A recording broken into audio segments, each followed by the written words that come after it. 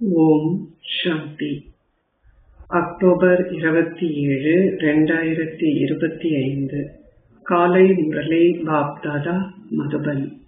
இனிமையான குழந்தைகளே, உணர்ச்சி வசிப்படுவது ஷரீர உணர்வாகும். முகம் கோணுதல் அல்லது அழுவது போன்ற எந்த ஒரு அசுர சமஸ்காரமும் குழந்தைகளாகிய உங்களிடம் இருக்கக்கூடாது. நீங்கள் சந்தோஷத்தையும் துன்பத்தையும் மரியாதையையும் அவமரியாதையையும் சகித்துக் கொள்ள வேண்டும். கேள்வி: சேவையில் பின்னடைவதற்கான பிரதான காரணம் எது? பதில்: ஷரீர உணர்வினால் நீங்கள் மற்றோரின் பலவீனங்களை பார்க்க ஆரம்பிக்கும் பொழுது சேவை பின்னடைகிறது. ஒருவருடன் ஒத்துப்போகாமையும் ஷரீர உணர்வே ஆகும். நான் இன்னாருடன் வாழ முடியாது, என்னால் இங்கு இருக்க முடியாது என கூறுவதும் உணர்ச்சி வசப்படுபவராக இருப்பதாகும். இந்த வார்த்தைகளை கூறுவது என்பது ஒரு முள்ளாகவும் கீழ்ப்படிவற்றவராகவும் ஆகுவதாகும். பாபா கூறுகின்றார், குழந்தைகளே, நீங்களே ஆன்மீக சேனை. ஆகவே நீங்கள் ஒரு கட்டளையை பெற்றவுடன் பிரசன்னமாக வேண்டும். எதை பற்றியும் சாக்கு போக்குகளை கூறாதீர்கள். ஓம் சாந்தி. ஆன்மீக தந்தை இங்கு அமர்ந்திருந்து ஆன்மீக குழந்தைகளுக்கு விளங்கப்படுத்துகின்றார். உங்களை ஆத்மாக்களாக கருதுவதே குழந்தைகளாகிய நீங்கள் பெறுகின்ற முதலாவது கற்பித்தல்களாகும். ஷரீர உணர்வை விடுத்து ஆத்ம உணர்வுடையவர்கள் ஆகுங்கள். நான் ஓர் ஆத்மா, நான் ஆத்ம உணர்வுடையவராக ஆகும் பொழுது மாத்திரமே என்னால் தந்தையை நினைவு செய்ய முடியும். அது அறியாமை பாதையும் இது ஞான மார்க்கமும் ஆகும். அனைவருக்கும் சத்கதியை அருள்கின்ற ஒரே ஒரு தந்தையே ஞானத்தை கொடுக்கின்றார். அவர் அஷரீரியானவர், அதாவது அவருக்கு மனித வடிவம் இல்லை. மனித வடிவத்தினுடைய எவரும் கடவுளாக முடியாது. ஆத்மாக்கள் அனைவரும் அஷரீரியானவர்கள். ஆயினும் ஷரீர உணர்வுடையவராக ஆகுவதனால் அவர்கள் தாங்கள் ஆத்மாக்கள் என்பதையே மறந்துவிட்டார்கள். தந்தை கூறுகின்றார், நீங்கள் இப்பொழுது வீடு திரும்ப வேண்டும். உங்களை ஆத்மாக்களாக கருதுங்கள். நீங்கள் உங்களை ஆத்மாக்களாக கருதி தந்தையை நினைவு செய்யும் பொழுது மாத்திரமே உங்கள் பல பிறவிகளின் பாவங்கள் அழிக்கப்படும். இதனை செய்வதற்கு வேறெந்த வழியும் இல்லை. தூய்மையற்றவர்கள் ஆகுவதும் ஆத்மாக்களே, தூய்மையானவர்கள் ஆகுவதும் ஆத்மாக்களே. சத்திய திரேதா யுகங்களில் தூய ஆத்மாக்களாக உள்ளவர்கள் என தந்தை விளங்கப்படுத்தியுள்ளார். சத்திய திரேதா யுகங்களில் தூய ஆத்மாக்கள் இருக்கிறார்கள் என தந்தை விளங்கப்படுத்தியுள்ளார். பின்னர் ராவண ராஜ்யத்தில் ஆத்மாக்கள் தூய்மையற்றவர்கள் ஆகின்றார்கள். தூய்மையாக இருந்தவர்கள் எவ்வாறு தூய்மையற்றவர்கள் ஆகினார்கள் என்பது ஏனி படத்திலும் விளங்கப்படுத்தப்பட்டுள்ளது. 5000 வருடங்களுக்கு முன்னர் ஆத்மாக்களாகிய நீங்கள் அமைதிதாமத்தில் இருந்த பொழுது நீங்கள் தூய்மையாக இருந்தீர்கள். அது நிர்வாண தாமம் எனவும் அழைக்கப்படுகிறது. பின்னர் கலியுகத்தில் நீங்கள் தூய்மையற்றவர்கள் ஆகிய பொழுது நீங்கள் அழைத்தீர்கள், ஓ தூய்மையாக்குபவரே வாருங்கள். தந்தை விளங்கப்படுத்துகின்றார், குழந்தைகளே, நான் மாத்திரமே உங்களை தூய்மையற்றவரிலிருந்து தூய்மையாக மாறுவதற்கான ஞானத்தை கொடுக்க முடியும். பின்னர் இந்த ஞானம் மறைந்து விடுகிறது. எங்களுக்கு இந்த ஞானத்தை கொடுப்பதற்கு தந்தையே வர வேண்டும். இங்கு மனிதர்கள் பல சமய நூல்களை உருவாக்கி உள்ளார்கள். சத்யுகத்தில் சமய நூல்கள் இல்லை. அங்கு பக்தி மார்க்கத்தின் ஒரு சுவடு கூட இல்லை. தந்தை கூறுகின்றார், என் மூலமாக மாத்திரமே உங்களால் தூய்மையற்றவரிலிருந்து தூய்மையாக முடியும்.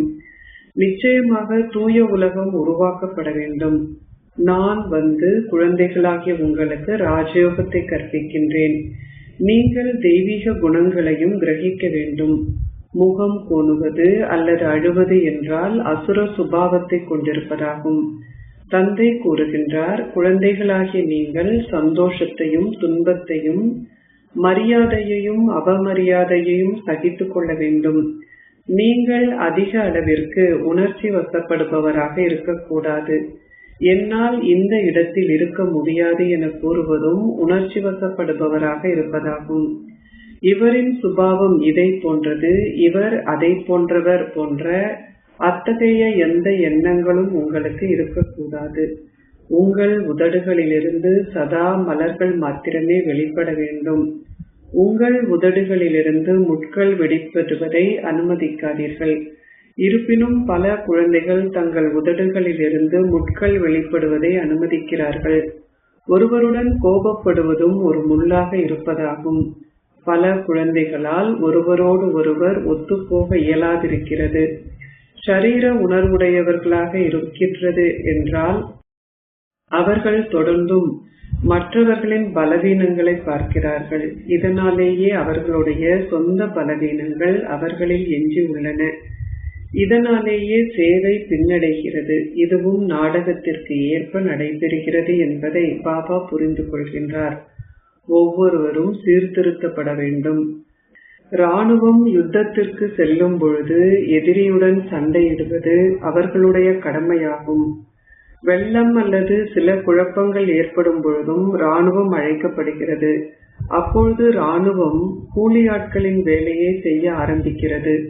சேறு போன்றவற்றை சுமக்குமாறும் அரசாங்கம் இராணுவத்திற்கு கட்டளை பிறப்பிக்கிறது. எவராவது அங்கு செல்லாது விட்டால் அவர் சுடப்படுவார். அரசாங்கத்தின் கட்டளைகளுக்கு கீழ்ப்படிய வேண்டும். தந்தை கூறுகின்றார், நீங்களும் சேவை செய்ய கடமைப்பட்டுள்ளீர்கள். எங்கெல்லாம் சென்று சேவை செய்யுமாறு தந்தை கூறுகின்றாரோ அங்கே நீங்கள் உடனடியாக சேவை செய்ய தயாராக இருக்க வேண்டும். நீங்கள் இதனை ஏற்றுக்கொள்ளாது விட்டால் நீங்கள் இந்த இராணுவத்தில் ஒருவராக கணக்கிடப்பட மாட்டீர்கள். அத்தகையவர்களால் தந்தையின் இதயத்தில் அமர முடியாது. நீங்களே அனைவருக்கும் செய்தியை கொடுப்பதில் தந்தையின் உதவியாளர்களாக இருக்கின்றீர்கள். உதாரணமாக, எங்காவது 10 மைல்களுக்கு அப்பால் ஒரு பெரிய அருங்காட்சியகம் திறக்கப்படும் பொழுது நீங்கள் அங்கு சென்று சேவை செய்ய வேண்டும். நீங்கள் செலவை பற்றி சிந்திக்க கூடாது. தர்மராஜ் வலதுகரமாக இருக்கின்ற எல்லையற்ற தந்தையின் அதிமேன்மையான அரசாங்கத்திடமிருந்து நீங்கள் கட்டளைகளை பெறுகின்றீர்கள். நீங்கள் அவருடைய ஸ்ரீமத்தை பின்பற்றாது விட்டால் நீங்கள் வீழ்கின்றீர்கள். ஸ்ரீமத் கூறுகிறது, உங்கள் கண்களை குற்றமற்றதாக ஆக்குங்கள். காமத்தை வெல்லும் தைரியத்தை கொண்டிருங்கள். இவையே பாபாவின் கட்டளைகள். நீங்கள் அவற்றை பின்பற்றாது விட்டால் நீங்கள் முற்றிலுமாக நொறுக்கப்படுகின்றீர்கள். அப்பொழுது நீங்கள் 21 பிறவிகளுக்கு ராஜ்யத்தை பெறுவதை இழப்பீர்கள். தந்தை கூறுகின்றார், குழந்தைகளாகிய உங்களை தவிர வேறு எவராலும் என்னை அறிய முடியாது. முன்னைய கல்பத்தில் வந்தவர்கள் மீண்டும் படிப்படியாக தொடர்ந்தும் வெளிப்படுவார்கள். இவை முற்றிலும் புதிய விஷயங்களாகும். இதுவே கீதையின் யுகமாகும். எவ்வாறாயினும் சமய நூல்களில் சங்கம யுகத்தை பற்றி குறிப்பிடப்படவில்லை. அவர்கள் கீதையை துவாபர யுகத்தில் காட்டியுள்ளார்கள். ஆனால் ராஜயோகம் கற்பிக்கப்பட்ட பொழுதே அது நிச்சயமாக சங்கம யுகமாகவே இருக்க வேண்டும். இந்த விஷயங்கள் எவருடைய புத்தியிலும் இல்லை. உங்களுக்கு இப்பொழுது ஞானத்தின் போதை உள்ளது. ஆத்மாக்களுக்கோ பக்தி மார்க்கத்தின் போதை உள்ளது. அவர்கள் கூறுகிறார்கள், கடவுள் வந்திருப்பினும் நாங்கள் பக்தி செய்வதை நிறுத்த மாட்டோம். எழுச்சியையும் வீழ்ச்சியையும் காட்டுகின்ற ஏனியின் இந்த படம் சிறந்ததாகும். அப்படி இருந்தும் மக்களின் கண்கள் திறப்பதில்லை. அவர்கள் முற்றிலுமாக மாயையின் போதையில் இருக்கிறார்கள். ஞானத்தின் போதை உயர்வதற்கு நீண்ட காலம் எடுக்கிறது. அனைத்திற்கும் முதலில் தெய்வீக குணங்கள் தேவைப்படுகின்றன. தந்தை உங்களுக்கு கொடுக்கின்ற கட்டளைகள் அனைத்திற்கும் நீங்கள் எந்த சாக்கு போக்குகளையும் கூறக்கூடாது. நான் அதனை செய்ய முடியாது என கூறுவதும் கீழ்ப்படிவின்மையாகும். நீங்கள் எதனையாவது செய்வதற்கான ஸ்ரீமத்தை பெறும் பொழுது அது சிவ் பாபாவின் மேன்மையான வழிகாட்டல் என்பதை நீங்கள் புரிந்து கொள்ள வேண்டும். சிவ் பாபாவே சத்கதியை அருள்பவர். அருள்பவரால் ஒருபொழுதுமே பிழையான வழிகாட்டல்களை கொடுக்க முடியாது. தந்தை கூறுகின்றார், இவருடைய பல பிறவிகளின் இறுதியில் நான் இவரில் பிரவேசிக்கின்றேன். எவ்வாறு லக்ஷ்மி அவரை விட முன்னேறி செல்கின்றார் என பாருங்கள். பெண்கள் எப்பொழுதும் முன்னிலையில் நிறுத்தப்படுகிறார்கள் என்பது நினைவு கூறப்பட்டுள்ளது. முதலில் லக்ஷ்மியும் பின்னர் நாராயணனும் உள்ளார்கள். அரசனையும் அரசியையும் போன்றே பிரஜைகளும் இருக்கிறார்கள். நீங்கள் மேன்மையானவர்கள் ஆக வேண்டும்.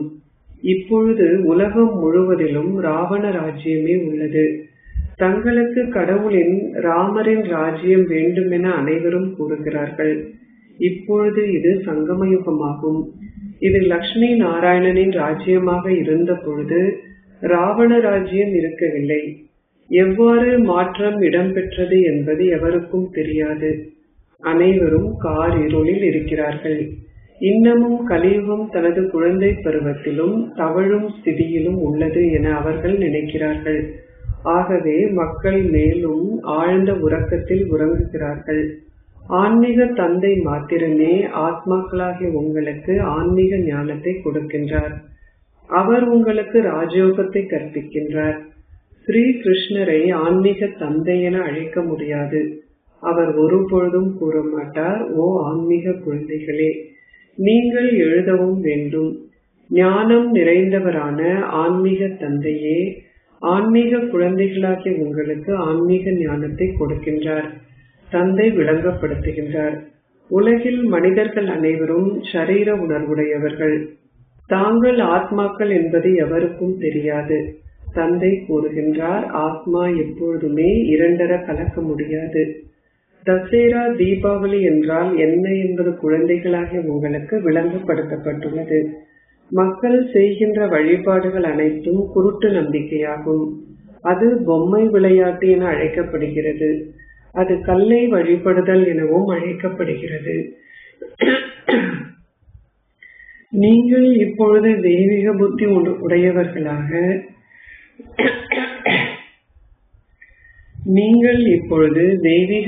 உடையவர்களாக ஆகின்றீர்கள். ஆகவே நீங்கள் கல்லை வழிபடுவதில்லை. மக்கள் விக்கிரகங்களின் முன்னர் சென்று வழிபாடு செய்கிறார்கள். ஆனால் அவர்கள் எதையும் புரிந்து கொள்வதில்லை.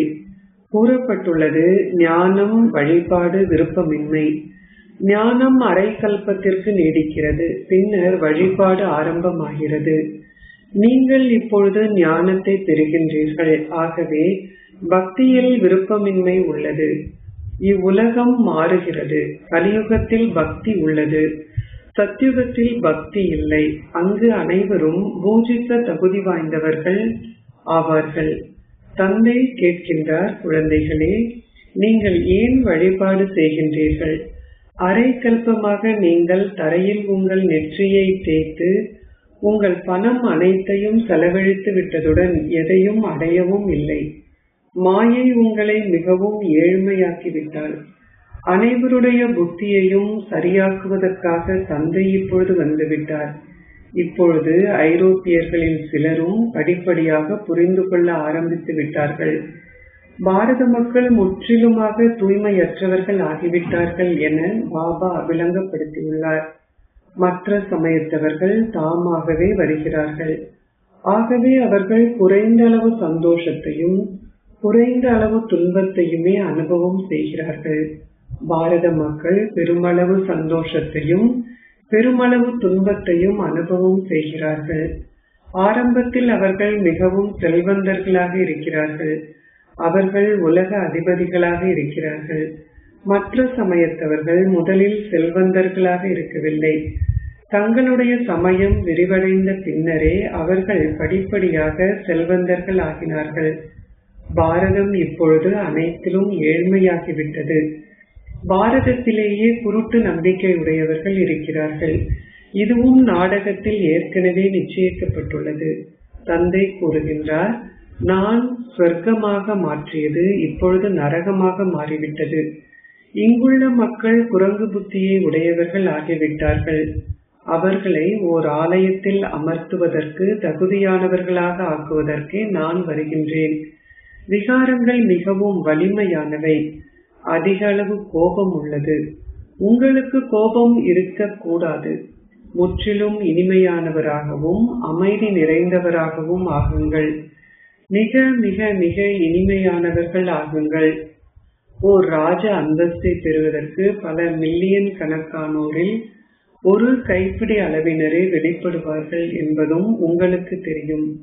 தந்தை கூறுகின்றார், உங்களை சாதாரண மனிதரிலிருந்து நாராயணனாக மாற்றுவதற்கு நான் வந்துவிட்டேன். இதில் பிரதான 8 ரத்தினங்கள் நினைவு கூறப்படுகிறார்கள். அவர்களின் மத்தியில் தந்தையுடன் 8 ரத்தினங்களும் உள்ளார்கள். 8 பேர் திறமை சித்தி எழுதுகிறார்கள். அதுவும் அவர்கள் செய்யும் முயற்சியிலேயே தங்கியுள்ளது. வரிசை கிரமமாக உள்ளது. ஷரீர உணர்வை துறப்பதற்கு பெருமளவு முயற்சி தேவைப்படுகிறது. ஷரீர உணர்வு முற்றிலுமாக அகற்றப்பட வேண்டும். பிரம்ம தத்துவ ஞானத்தில் உறுதியாக நம்பிக்கையுடைய சிலரும் அவ்வாறே இருக்கிறார்கள். அவர்கள் தங்கள் சரீரங்களை எங்காவது அமர்ந்திருக்கும் பொழுது துறக்கிறார்கள். எங்காவது அமர்ந்திருந்து அவர்கள் தங்கள் சரீரங்களை விட்டு நீங்கும் பொழுது சூழல் முழுமையாகவே அமைதி நிறைந்ததாகிறது. பெரும்பாலும் தூய்மையான அதிகாலை நேரத்தில் அவர்கள் தங்கள் சரீரங்களை விட்டு நீங்குகிறார்கள்.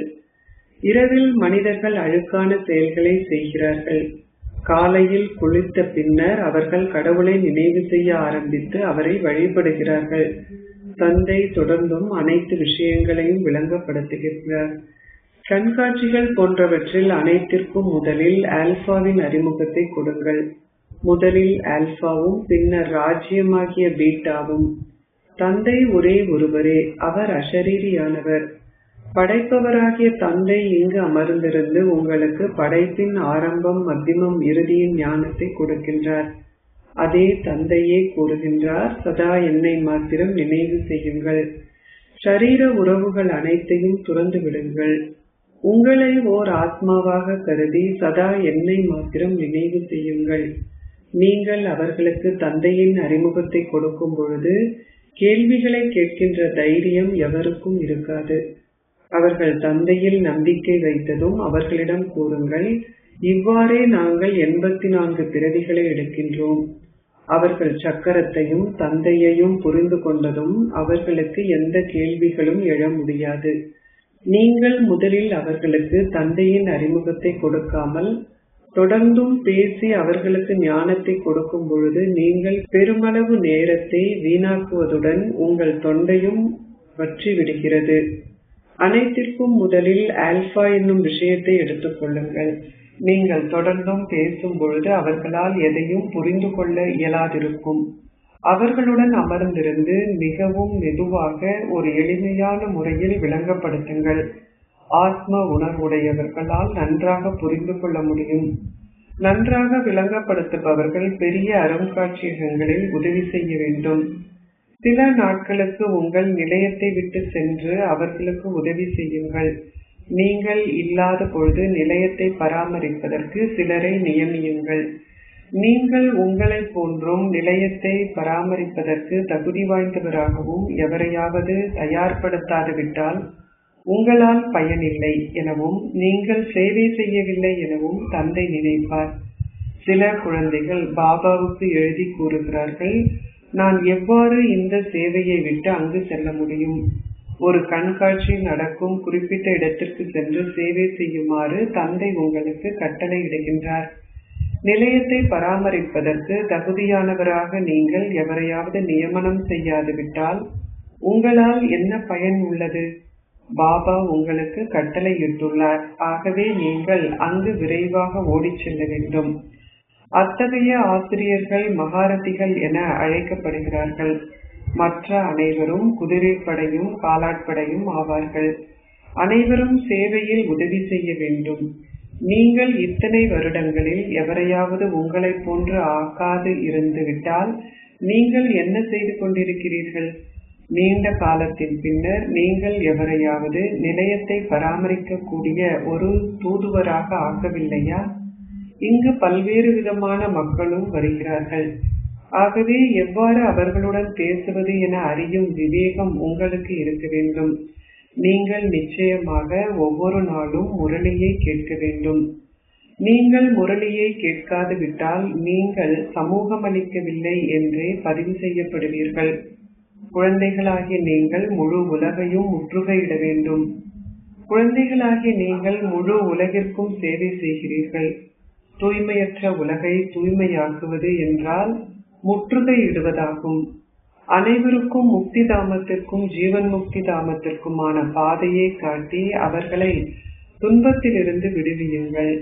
அச்சா, இனிமையிலும் இனிமையான அன்பிற்குரிய எப்பொழுதோ காணாமல் சென்று இப்பொழுது கண்டெடுக்கப்பட்டிருக்கும் குழந்தைகளுக்கு உங்கள் தந்தை தாயாக இருக்கும் பாப் தாதாவின் அன்பும் நினைவுகளும் காலை வந்தனங்களும். ஆன்மீக தந்தை ஆன்மீக குழந்தைகளுக்கு நமஸ்தே கூறுகின்றார்.